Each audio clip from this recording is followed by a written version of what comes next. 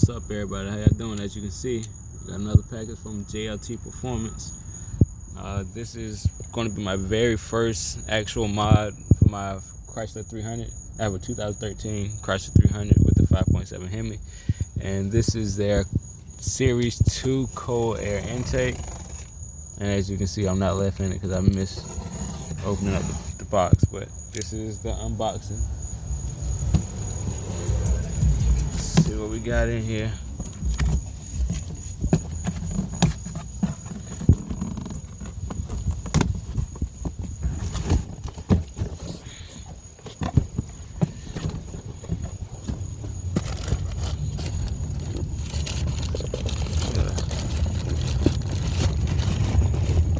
Filter.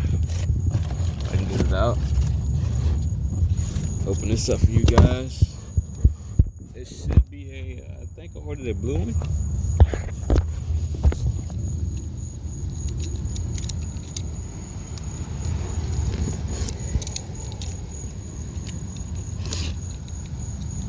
And these guys are great. I've had a bunch of questions because they have more than one intake for the 5.7 Hemi. They have the Series 1 and the Series 2, and they've been patient and explained everything, answered every question I have without a problem.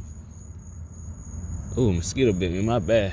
Ooh, it's just, but yep, see, I did order a blue filter, and this thing is huge. Holy hell, this is huge. You guys cannot see. This is a huge intake. Holy, it's just a filter. All right, set that to the side.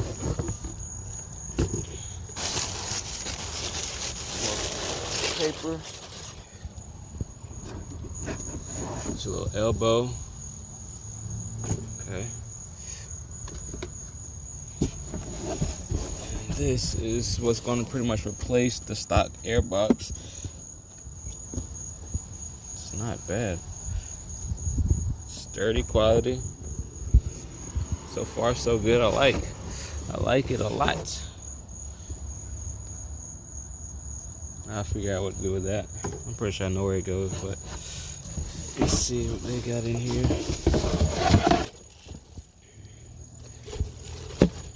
It's the intake tube in itself. It's pretty big. Pretty big. Well, put that down. Let's see what's at the bottom of this. JLT Performance. You guys should go here and order an intake if you want one. This is the Series 2, if I'm not mistaken. There's the email address. There's that. What else is in the box? It should come with, I'm pretty sure it's gonna come with instructions. JLT Performance sticker. I might end up putting it on this car, honestly. I'll probably put it on like the back windshield.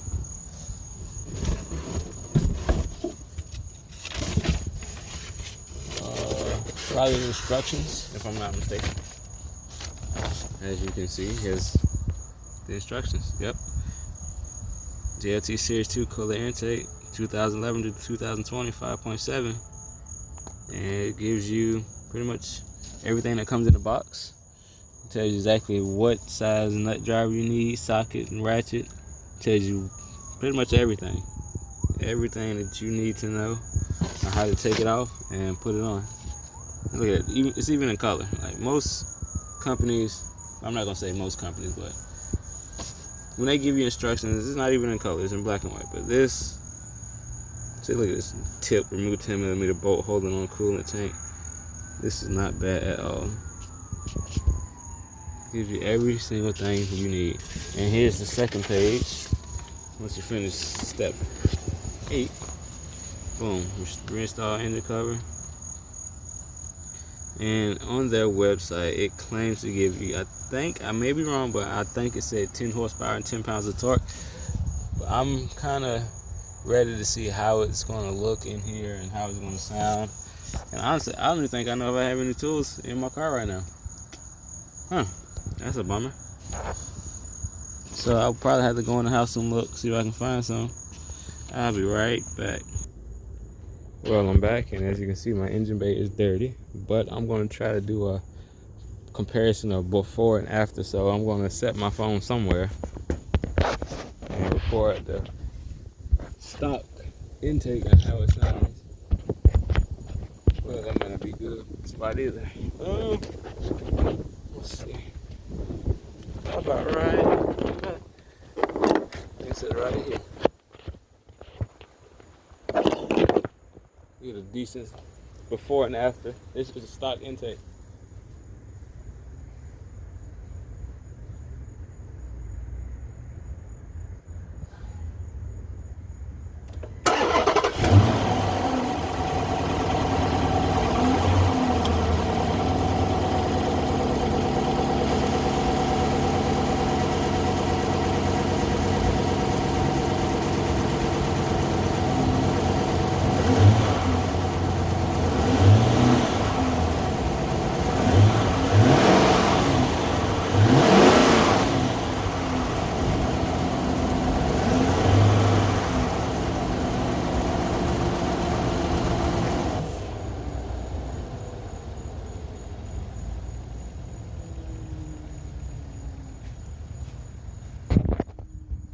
Well, that was the sound of how it sounds stock.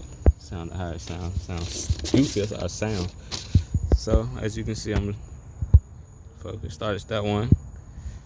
I got all the parts. Yep. 5/16 nut driver, 8mm socket and ratchet. Move engine cover. Oops. Move engine cover, pulling up, and move stock, blah blah, stock clamp, which I'm about to do, and then I'm going to end up taking it off and then coming back. As everything I do is going to be like, I'm gonna pause it and then do it and then show you where it was at, how it was done. So I'm gonna pause it and take off this clamp right here from the stock throttle body, and then unplug the air intake temperature sensor. And that's gonna be that. So I'm gonna do that and come right back. All right, as you can see, I got the stock hose off pretty much. Here's my intake air temperature sensor right here on the new elbow fitting. Oops, my bad, didn't even show you, but it's right here. I have to hook it up right here, and then I gotta take off this PCV line, undo this, and everything else will come off. So I think that's what I'm gonna start taking off, and I'll be right back with you guys. And just like that, bam, stock intake pretty much out of here with the filter. All it was just right, let me put this down, right here. It was this 8mm holding this in. So once I take that out, easy peasy, came right out. So now I'm on step 4. It says remove the rubber location grommet from the stock air box and install into the hole on the apron. Use stock bolt install JLT heat shield. So pretty much this is gonna have to go on this over here. Okay, I can close the door now. That's gonna have to go probably right there, probably, if I'm thinking right. But I'll look at the instructions to find out for sure.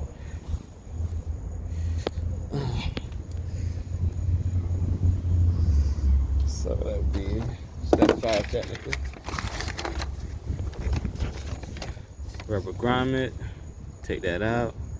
Remove 10mm bolt on coolant. So 10mm bolt is probably talking about, honestly, I can't tell you which one they're talking about for real, to be honest with you. Remove 10mm bolt holding coolant tank and move back for more. Oh, right here. So I'm gonna move this and slide it back a little bit. All right, I'm gonna get that and I'll be right back. Well, you can see it's kind of coming together, kind of, slowly but surely. I'll have it done soon. Remove 10mm bolt holding coolant tank. So I got one off. I gotta remove this one and push the coolant tank back a little bit so to actually fit in there. And then it says supply fuel hole. Yep. stock tube, insert a hole. Yep, already did that part, as you can see here. And that was not easy. I'm not even gonna lie to you. That was rough. But yeah, I'm gonna get back to it so they can get done before it rains out here, as you can see. It's gonna start raining soon. So I'm gonna go ahead and get this done, and I'll be right back. Alright, so I got both of the 10 millimeters loose on the coolant tank. So now I just have to move it and adjust it so I can get this put in all the way. And then I should be pretty much halfway there, if not almost done. So I'm gonna get back to it and you'll see the progress. Hold on. Alright, so I got the 8 millimeter bolted back in. It's pretty sturdy.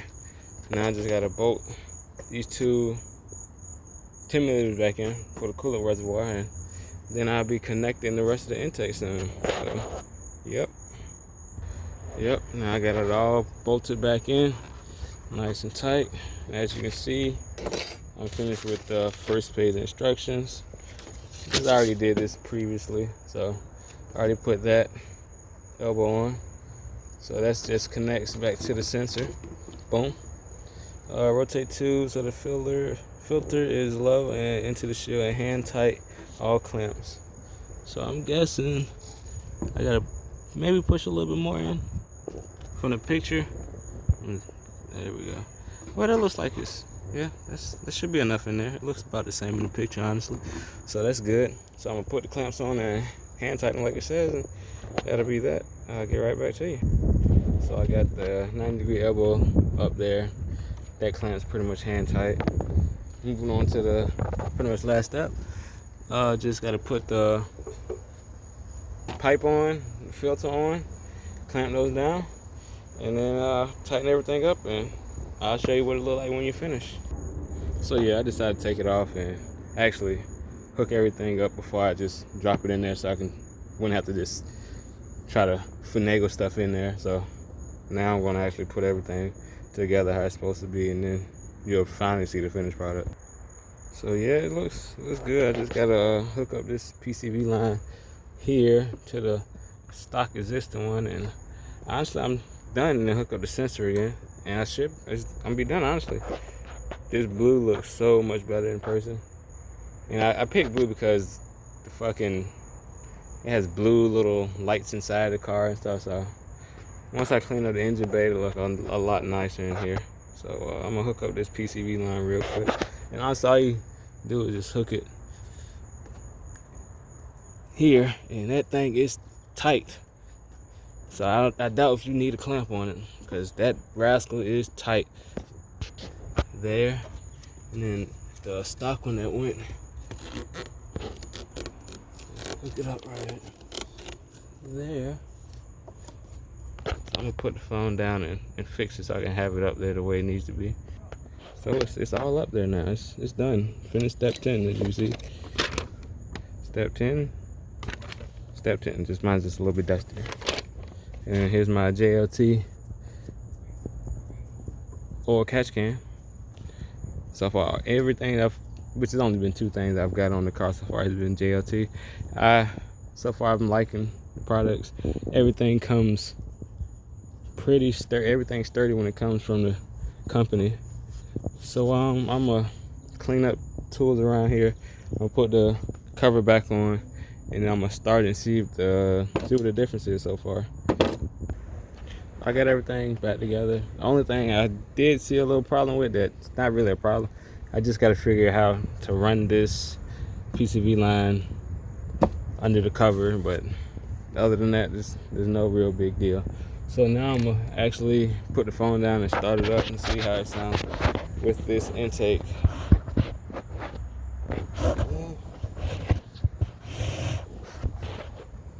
I guess that'll work.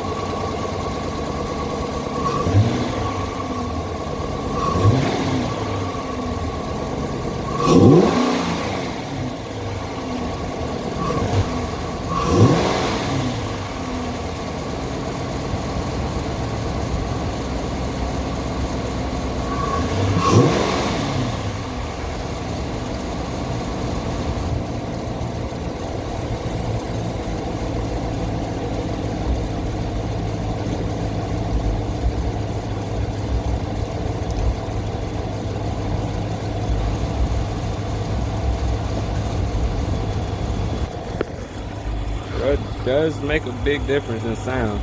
Now I just gotta make sure the hood closes. I haven't checked that yet.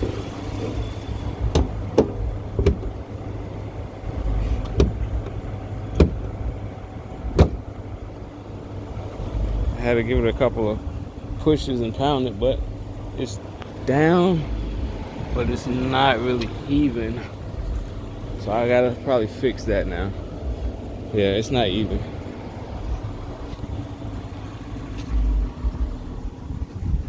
So let me figure out how I can do that.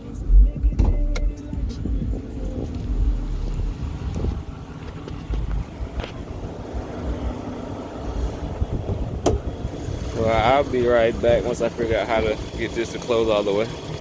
Well, I got it even now. I just had to push on this side first to close it. Let's see how the intake sounds from inside the car.